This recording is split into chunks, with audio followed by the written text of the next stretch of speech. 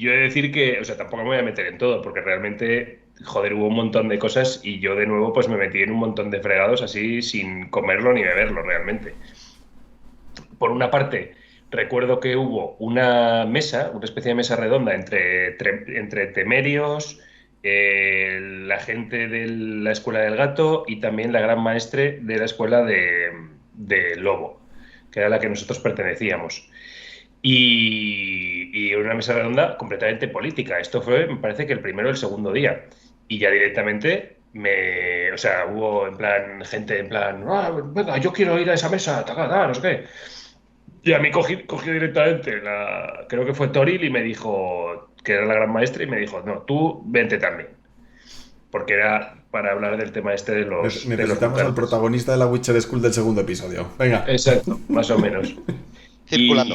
Y era para hablar un poco del tema de los mutantes y demás. Y de nuevo, pues, claro, pues yo con los temerios, como que no tenía tampoco muy buena relación o muy buenas perspectivas, porque, joder, pues con los temerios estaba teniendo problemas, entre otras cosas, porque el personaje este de Durdin, que estaba ahí metido, él quería salirse de los Blue Stripes, pero no sabía exactamente cómo. Y yo estaba intentando ver una forma de echarle una mano. Recordemos que todavía me debía el capitán de los Blue Stripes un favor. Ya veremos cuál le pedí. Pero el caso es que estaba por un lado este tema de los mutantes y por otro lado estaba el tema de Gildarts, el mago que ha mencionado Carlos.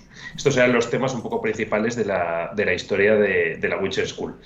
Como digo, voy a entrar en ellos porque mis tramas secundarias no eran tanto. Yo me metí mucho en los temas principales y de tramas secundarias, pues la que más me metí un poco era en una trama en la que había no me acuerdo exactamente, creo que los llaman los niños del bosque, ¿no? En el Ostras, tercer es videojuego, verdad.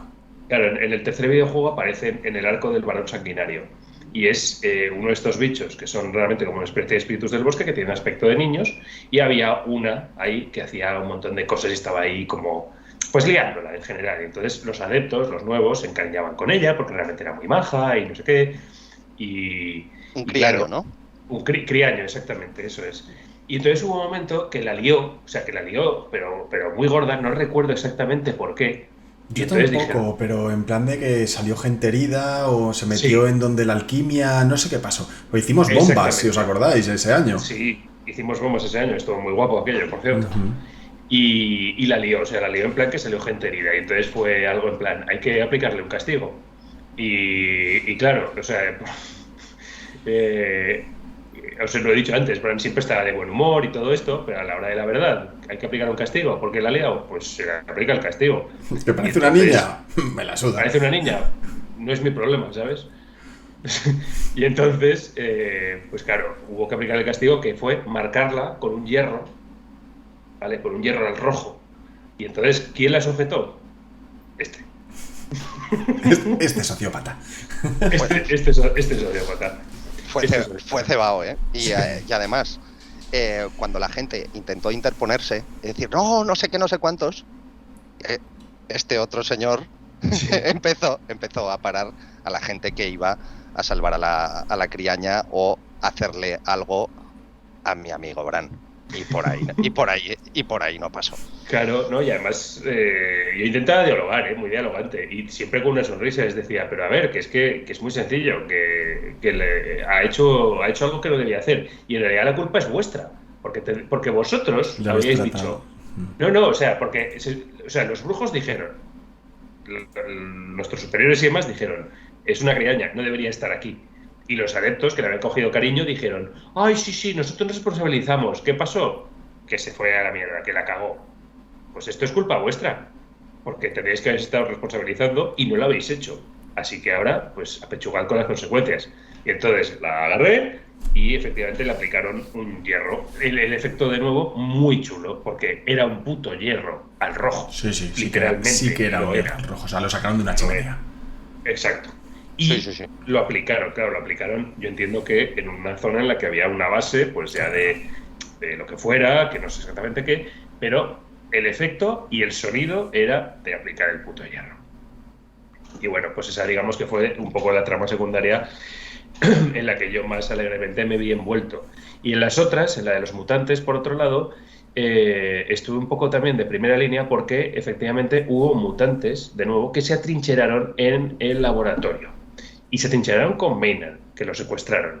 Entonces, había dos opciones en ese momento, que era entrar en el laboratorio y pegarnos de hostias con esos bichos a riesgo de que explotaran todos los compuestos alquímicos del laboratorio, o hacerles y tenderles una trampa fuera. Yo ahí la verdad es que tuve mis momentos de dudas porque, joder, yo quería entrar ya y partirles la cara. Pero al final... Hombre, estábamos los tres que nos faltó esto para saltar por encima del parapeto. Lo que pasa es que nos habían insistido tanto en que tenían que salir, yo creo que para que lo viera más gente, que nos vimos un poco como diciendo, bueno, pues venga, que salgan. Claro. Nosotros los queríamos pegar, pero bueno, pues que salgan. Y al final como que nos impulsaron a una decisión que tácticamente fue peor. Y casi que nos dieron una regañina, ¿no? Maynard nos dijo, los tendríais que haber matado. Y nosotros, no, sí, los queríamos matar, pero es que parece que a nivel de metajuego nos estáis diciendo que no lo hagamos. Claro, exactamente. Nos sentimos un poco timados, ¿verdad? Ahí fue un poco sí, pero claro, pero es que es lo que tú dices, o sea, en el laboratorio verdaderamente, en un laboratorio que cabía muy poca gente, era una pequeña mazmorra en la que pues que cabrían 12 personas, sobre todo porque había una trinchera ya creada por los mutantes, entonces ahí no entraba mucha gente, por tanto aquello tenía que desarrollarse en un lugar más abierto, y es un poco pues a lo que llevó la cosa, a salir a un lugar más abierto y poder hacer eso de esa manera. No estábamos de acuerdo, pero al final es lo que tocaba. Les matamos, por supuesto, pero quedó la cosa un poco como en plan de, no habéis hecho lo que había que hacer. Y claro. La escena además estuvo chula porque hubo una negociación y tal. Maynard iba desarmado. Yo le metí a Maynard mi cuchillo en la espalda para que lo utilizara. Cuando saliera, cuando no lo veía nadie, le metí en la espalda el cuchillo en el fajín. Y cuando salieron fuera, pues hubo un momento de desconcierto en el que empezamos a matar mutantes como cabrones. Eso es. Y bueno, o sea, para que os enmarquéis un poco en la historia principal, todo esto viene de la anterior partida. Los mutantes habían sido resultado de los experimentos de Maynard, los temerios estaban detrás de los mutágenos y de los responsables de los mutantes, que se suponían que era Maynard, pero no lo sabían. Estos mutantes venían a confirmar que efectivamente había sido Maynard y por tanto la cosa se iba a liar un poco más, porque, insisto, los temerios estaban ahí, ¿vale? Entonces, otra de las tramas que tuve relacionada con la principal fue con el capitán de los Blue Stripes, ¿vale? Con el que yo en principio no tenía una mala relación, pero en esta partida había llegado con una actitud completamente diferente y mucho más beligerante. Entonces yo directamente me puse un poco frente a él, porque él estaba claro que venía a por lo que venía. Y yo pues estaba completamente en contra. Así que siempre había choques en ese aspecto. Y lo que ocurrió con el personaje de Durdin fue que pues Durdin quería convertirse en un brujo. O sea, no es que quisiera, o sea, el jugador quería convertirse en un brujo y quería salirse de los franjas azules. Y como yo había mantenido y mejorado... El jugador mucho más que el personaje. Sí, mucho más que el personaje. Y como yo había mantenido esa relación con el personaje, pues entonces dije, venga, de acuerdo, lo que voy a hacer va a ser que el favor que le voy a pedir al capitán de estos tipos sea que en lugar de matar, porque el personaje desertó, entonces la pena era la horca, ¿vale? Entonces le llevaron a un patíbulo que había, le subieron, o sea, le pusieron así como que le iban a ahorcar, y entonces antes de que le ahorcasen salté un poco a escena y le dije, no lo vas a hacer porque me debes un favor todavía. Me debes un favor por algo que yo hice por ti de la anterior partida. Y entonces el tipo además como que interpretó que no le había gustado aquello. De hecho, si os acordáis, me plantó cara. Y me dijo, fue una escena guapísima. Una escena increíble, porque no solo es que de repente Jaime, que no sé por qué, tenía la voz ronquísima. Le coge porque había estado gritando en las cacerías sin control. Le coge mientras le van a ahorcar y dice, ¡no! ¡Me lo debes! Y claro, el tío así como diciendo, hostia, tal. Y Jaime otra vez, ¡me lo debes! ¿Te acuerdas, Hansen? ¡Me lo debes! Eres un hombre de honor. Eres un hombre de honor. Y claro, aquí además, previamente también os diré que hubo una mini escena por parte del equipo de Durdin que estuvo increíble, porque llegaron los del equipo de Durdin en plan de los ex del equipo de Durdin, porque se había hecho Franja Azul o como se llaman, los Blue Stripes, pero previamente había intentado ser adepto. Y entonces llegan los compañeros de Durdin, empiezan a meter bulla y bueno, les pegaron una reventada. Los Blue Stripes, luego... Hicieron una línea de escudos delante del patíbulo. Entonces, claro, estaban los brujos intentando saltar al patíbulo y los otros con los escudos rechazándoles. Entonces, en ese contexto... Pues, hubo hostias, ¿eh? Hubo hostias. Claro, es que hubo un placaje bestial, a uno le metieron un puñetazo. Luego acordaos de Astrid. Cuando... Eso ¿Lo vas a contar? ¿Lo vas a contar? Sí, Bien. Claro, pues claro. adelante, perdón. Claro. No, entonces lo que le dije fue, vale, bueno, me la debes. Si tienes honor, vas a acatar tu juramento. Y entonces... Y de hecho cogió y se me encaró y me dijo, ¿de verdad? O sea, puedes pedirme cualquier cosa y lo que me vas a pedir va a ser que le deje libre. Y cuando además no le puedo dejar libre. Y le dije, sí que puedes dejarle libre. Porque en lugar de matarle, puedes dejar que haga la prueba de las hierbas. Y que sea el destino quien decida. Y entonces el tío pues se cabreó, lo soltó y me dijo, a partir de ahora, tú y yo, nada. Se acabó. Y entonces... uno de los del primer grupo, del personaje de Durdin, que era un inglés que nos reíamos un poco de él porque era así como muy intensito, pues justo pasó por las escaleras que estaba mirándolo todo la gran maestre de la escuela del gato y le dijo algo en plan, y vosotros ya podríais haber hecho algo. No, porque le dijo, y además Gretel le ha violado o algo así, o Gretel le ha forzado. Y entonces fue cuando cogió esta. Pero le dijo, lo de Gretel le ha forzado, pero sí que le increpó. Sí, le increpó. Y vosotros ya podríais haber hecho algo, que no sé qué. Y entonces cogió la pava, le cogió al inglés por las solapas, le tiró encima de las escaleras. Y le puso, me parece, un cuchillo en el cuello. No, lo reventó a puñetazos. Eso, le pegó dos sopapos. Le pegó dos bofetadas que le das. Y dice, ¿tú qué tienes que decir? Plan, exacto. Pero bofetada de no bofetadas. Sí. No de bofetada en juego de te doy flojito. No, de bofetada de plas. Y fue a hablar otra vez y le dijo, cállate, plas. Y le dio otra vez. Y yo lo estaba viendo, me faltaban las palomitas. Es que fue increíble porque estaba Jaime totalmente inmerso en la acción y Jorge y yo en una esquina, en plan...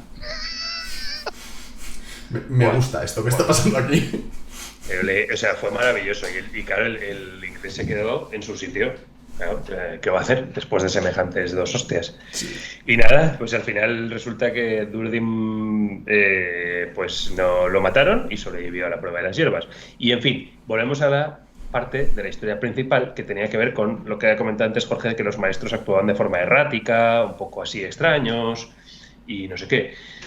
Y entonces con las investigaciones lo que descubrimos es que Gildarts, el mago este que estaba ahí, es un tío que odiaba a los brujos y que por algunas razones que no llegamos a entender, porque ya serían de siguientes episodios, tenía toda la intención y había estado preparando y utilizando piedras mágicas para encantar y hechizar a los maestros. Entonces lo que iba a suceder, porque había habido una profecía que así lo indicaba, es que los maestros se iban a volver contra nosotros. ¿Qué ocurre? Que en ese momento... Gildarts, nosotros sabemos que se va, ¿vale? Porque le dicen, oye, mira, Gildarts, que la has liado, eres un capullo, lárgate. Lo echan. Pero como nosotros ya sabíamos eso, yo ya me había enterado de eso, lo había puesto en común con Artem y demás, cogí a Artem, o sea, a Jorge, y le dije, vamos a hacer un grupo y nos vamos a ir a matar a este tío.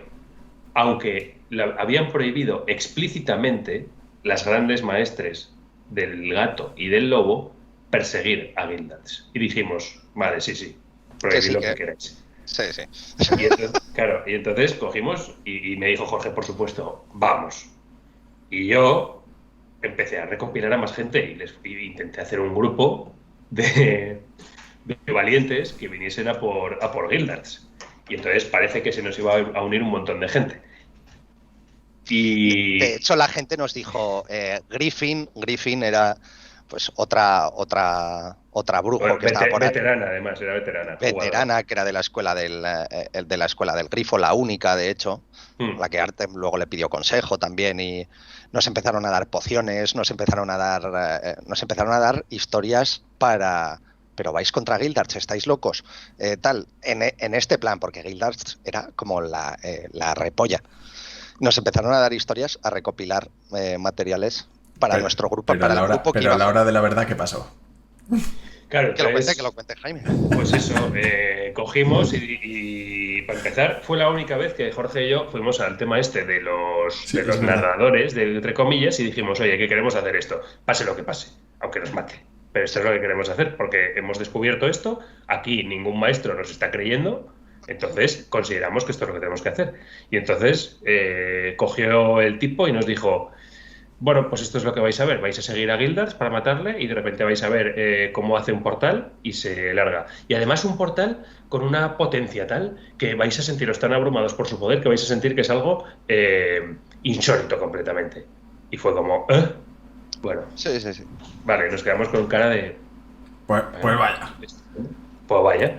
Y entonces, claro, salimos, aún con todo, porque, coño, pues teníamos que interpretar a nuestros personajes, ¿no? O sea, lo que hubiesen hecho nuestros personajes. Y salimos y decimos, venga, a todo el grupo este que habíamos recopilado, vámonos a por el hechicero.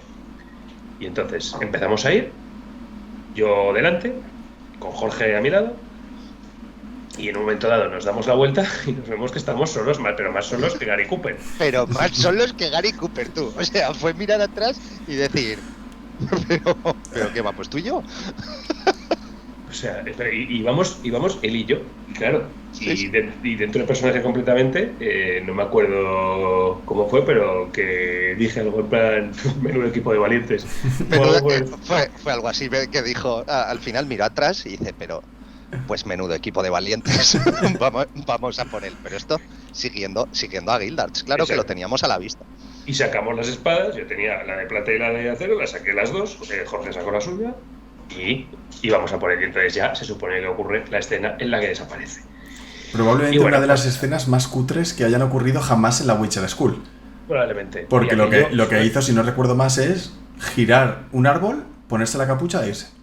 Exacto, se supone que en el momento en el que se ponía la capucha era el momento en el que nosotros veíamos el portal. Y entonces ya, pues es lo que pasó. Así que bueno. ¿Corta de mayonesa importante? Corta de mayonesa importante, volvemos, sí. Nos cae una peta de las dos grandes maestres. Yo pues utilizo mi pico de oro para salir del paso y decirles que no, pero que no habíamos ido. A ver, yo para empezar creo que les estábamos escoltando, como... le dijiste. Exacto, o sea, exacto. Primero le dije que yo, o sea, no había oído eso de que no se le podía seguir, pero en cualquier caso le estábamos escoltando. Estábamos escoltando a nuestro invitado para que no sufriera. Hay monstruos en este bosque, para que no sufriera ningún daño. A ver, si le pasa algo iban a pensar que hemos sido que somos unos inútiles, los brujos. Claro. Nuestra maestra sonrió, nos miró y dijo ya. Ya. Y bueno, ahí después de esa bronca, la Astrid nos echó más bronca. Pero bueno, nos hicimos un poco los locos y nos marchamos de allí. Y ahí es cuando empezó ya... O esto sigue, si no me equivoco, Jaime, con ya un poco el desenlace de este episodio. Sí, exacto, o sea, ya es un poco, o sea, tirando por ahí, acaba en el desenlace. El desenlace de toda esta historia es que Gildarts se había ido, efectivamente, y nosotros seguíamos moscas porque había una profecía, Gildarts había puesto toda esa magia, habíamos intentado romper los sellos, habíamos intentado hacer todo lo posible y no se podía hacer absolutamente nada para evitarlo. Y entonces, ¿qué ocurre?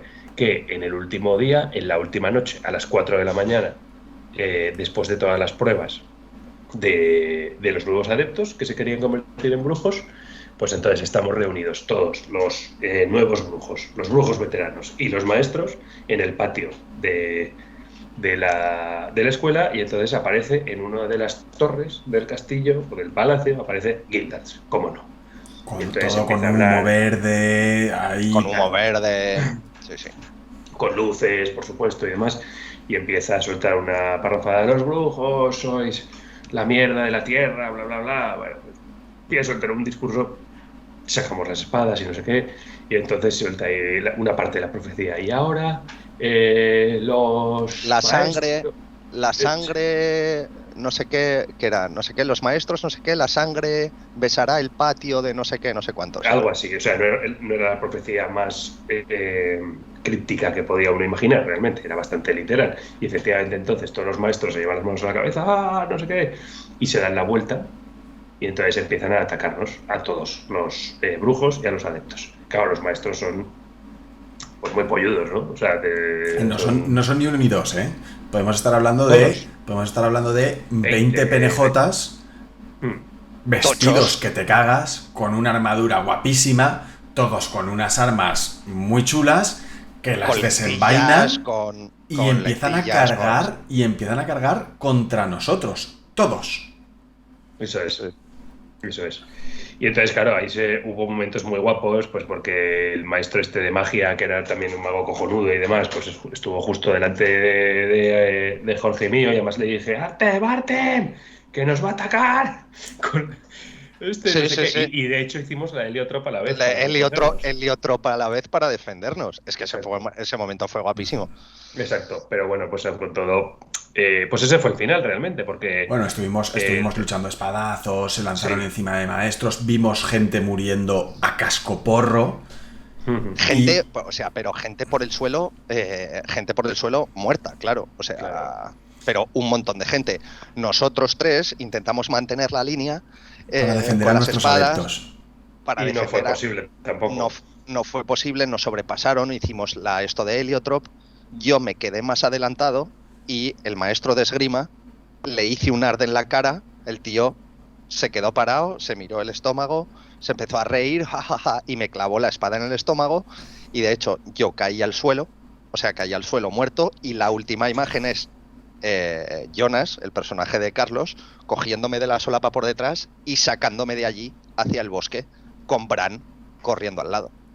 Y ahí, ese fue el final del tercer capítulo de la Witcher School. Y para nosotros, la Witcher School en general. Y entonces ya el resto está en nuestra fértil y rolera imaginación.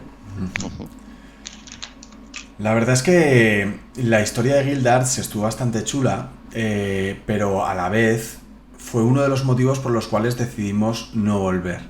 La historia de Guildarts, efectivamente, pues está guay, como concepto de repente que los maestros se volvieran malos y nos masacraran. Ostras, estuvo muy guapo. O sea, fue un final apoteósico. O sea, no os podéis imaginar lo que fue todo el mundo dándose de leches contra los maestros. Todo el mundo, excepto los que se iban muriendo. Y entonces estaba sembrado de muertos. Igual estuvimos ahí 5 o 10 minutos dándonos de hostias todos, ¿no?